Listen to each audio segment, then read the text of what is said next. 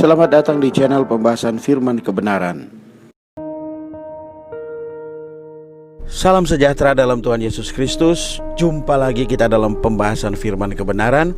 Kiranya semua pembahasan dalam channel ini memberkati Anda. Kali ini kita membahas mengenai potongan jalan yang terakhir. Apa itu potongan jalan yang terakhir? Semoga pembahasan ini memberi visi bagi hidup kita sebagai orang percaya di masa-masa akhir menjelang kedatangan Tuhan yang semakin mendekat.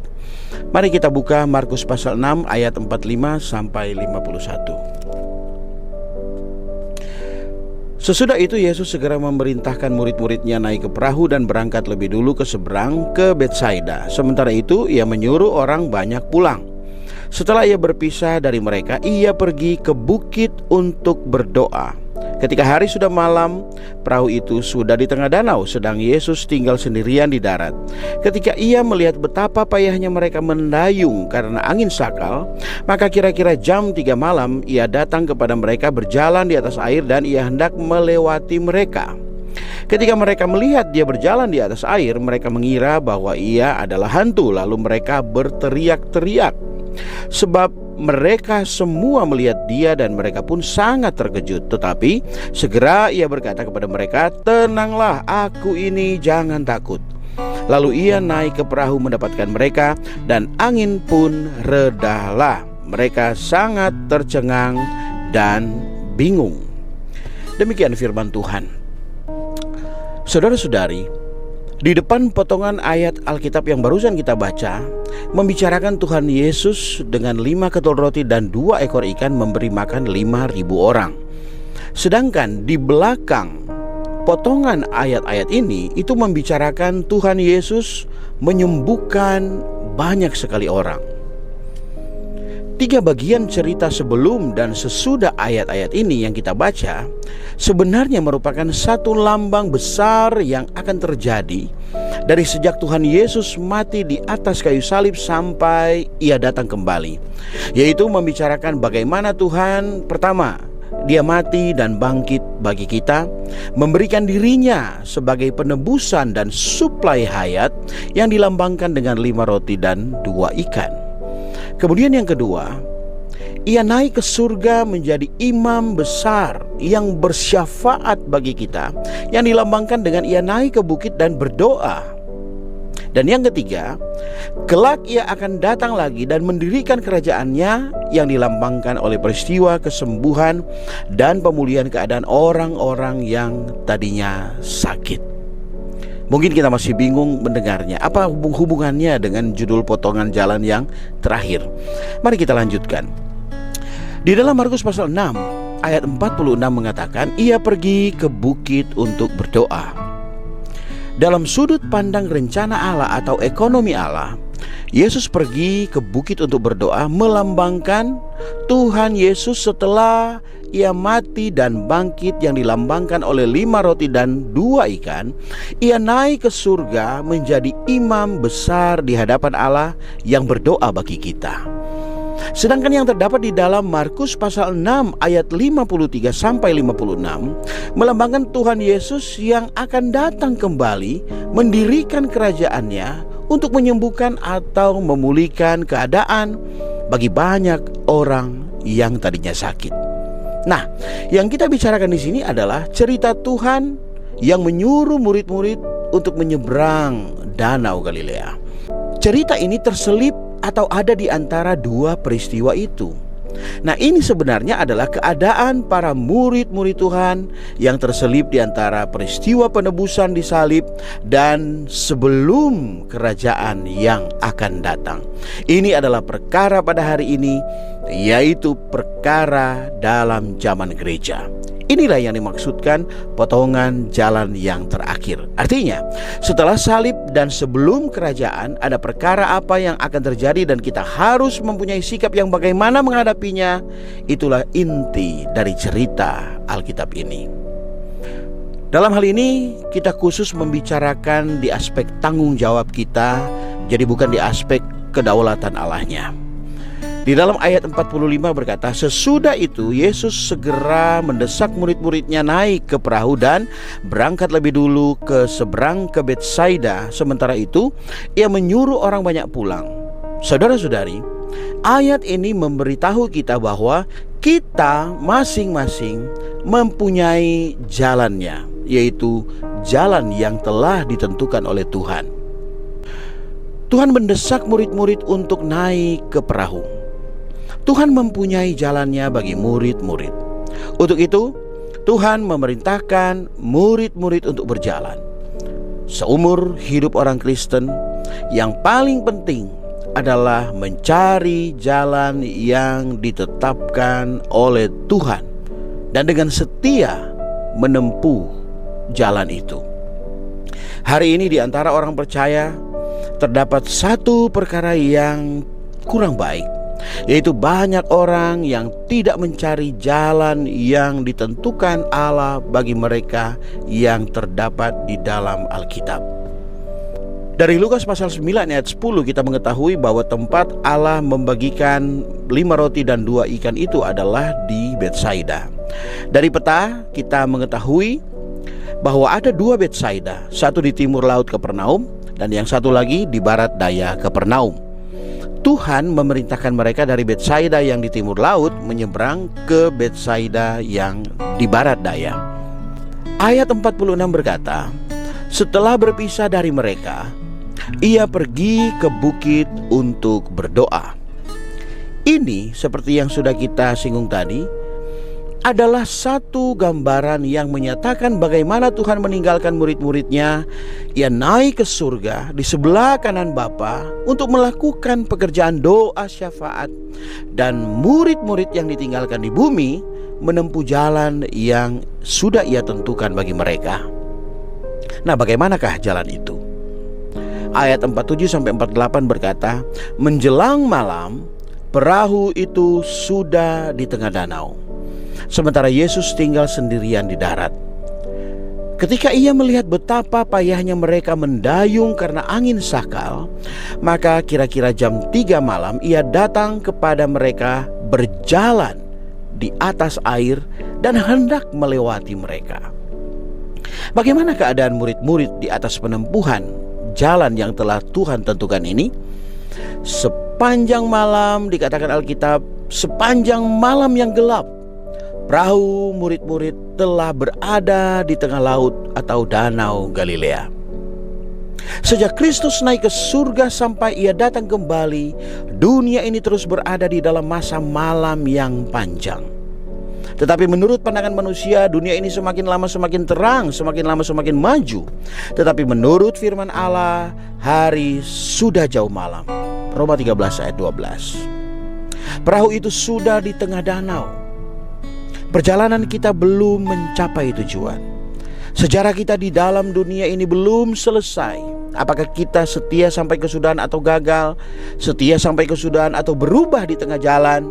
Ini belum berakhir. Belum lagi masalah yang paling penting, yaitu apakah kita akan matang di dalam hayat, yaitu mencapai pertumbuhan rohani hingga dewasa yang memungkinkan kita berbagian di dalam mempelai perempuan korporat untuk menyambut kedatangan Kristus kali kedua. Kita belum tahu pasti, belum berakhir. Perahu masih di tengah danau, belum masuk ke dalam pelabuhan. Kita tidak boleh takabur mengira kesudahan kita sudah pasti menjadi pemenang. Kita masih sedang dalam perjalanan. Meskipun menggembirakan, meskipun sukacita, namun bagaimana penempuhan kita dan bagaimana kesudahan kita masih belum berakhir. Apa yang dialami oleh murid-murid di dalam penempuhan perjalanan mereka? Dikatakan betapa payahnya mereka mendayung karena angin sakal. Oh saudara-saudari, kalau di pihak Anda ada angin sakal, maka pasti di pihak yang berlawanan dengan Anda ada orang yang mendapatkan angin buritan. Jika dari timur laut menuju ke barat daya ada angin sakal, maka dari bagian barat daya menuju ke timur laut pasti ada angin buritan. Kalau jalan yang ditempuh orang Kristen tidak berlawanan dengan arah angin, maka saya curiga apakah jalan mereka itu adalah jalan yang ditentukan oleh Tuhan ataukah bukan. Ia berkata, sebab itulah dunia membenci kamu. Asal Anda berada di jalan yang Tuhan tetapkan, maka orang dunia akan membenci Anda. Agama akan membenci Anda. Organisasi agama yang telah menjadi dunia kekristenan yang agamawi pun akan berseberangan dengan Anda dan akan membenci Anda dan mengatakan Anda telah sesat jalan. Mengapa? Karena jalan kita melawan arah angin. Kalau kita tidak pernah ditentang, ditertawai atau dianiaya orang dunia dan agama, maka posisi kita yang ada sekarang kemungkinan bukan jalan yang ditetapkan oleh Allah. Dikatakan betapa payahnya mereka mendayung karena angin sakal. Setiap orang beriman yang setia pasti merasakan perkara ini.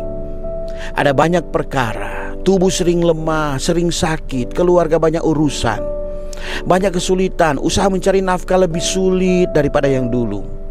Setan roh jahat sekuatnya menimbulkan gelombang ingin menganiaya orang beriman, ingin membasmi orang beriman, bahkan sesama orang percaya yang tidak nampak visi jalan yang ditetapkan Tuhan, yang tidak nampak jalan gereja, bahkan turut serta menyerang dengan cibiran-cibiran mereka yang sebenarnya kasihan.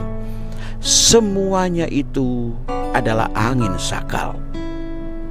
Kalau Anda ingin berdiri teguh pada jalan yang ditentukan Tuhan, pasti akan merasakan angin sakal ini. Sungguh sengsara, seperti Via Dolorosa, jalan salib. Tetapi kita lebih baik menderita daripada berkelana. Lebih baik kita susah payah mendayung daripada terhanyut, saudara-saudari. Lebih baik kita menempuh jalan yang sulit daripada menempuh jalan yang mudah tetapi tidak sampai di tujuan. Kalau kita tidak ingin melawan angin sakal dan ingin menikmati angin buritan, maka tidak perlu kembali. Asal Anda berhenti mendayung, maka langsung angin itu akan menghantar kita kembali kepada kemerosotan, ke tempat asal kita, alias terhanyut dalam dunia dan dunia kekristenan yang merosot. Untuk mengasihi dunia tidak perlu mengeluarkan tenaga. Demikian pula untuk mengalir di sungai kekristenan yang telah merosot di akhir zaman ini, kita tidak perlu mengeluarkan tenaga. Asal ikut saja aliran yang sudah turun-temurun, aliran yang sudah lama, udah mapan, besar, kawakan.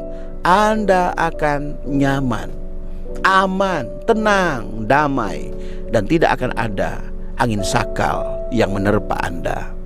Tetapi jika Anda berdiri bagi Tuhan, jika Anda nampak visi ilahi, jika Anda nampak tujuan Allah, setia bagi Tuhan, mengasihi Tuhan, mengasihi Alkitab, nampak kebenaran, mengasihi kebenaran, mengikuti kebenaran, taat kepada kebenaran, maka pasti Anda akan mengalami angin sakal. Anda pasti akan merasakan mendayung dengan susah payah. Murid-murid sepanjang malam mendayung. Mereka terus mendayung sampai jam 3 malam. Jam 3 adalah saatnya malam paling gelap, akhir dari malam hari. Ini adalah merupakan zaman akhir sebelum Tuhan datang kembali.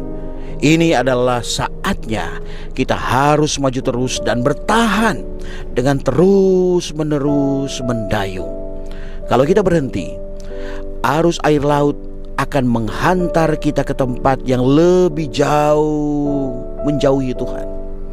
Angin buritan juga akan menghantar kita ke tempat yang menjauhi jalan yang telah Tuhan tetapkan. Yesus tinggal sendirian di darat.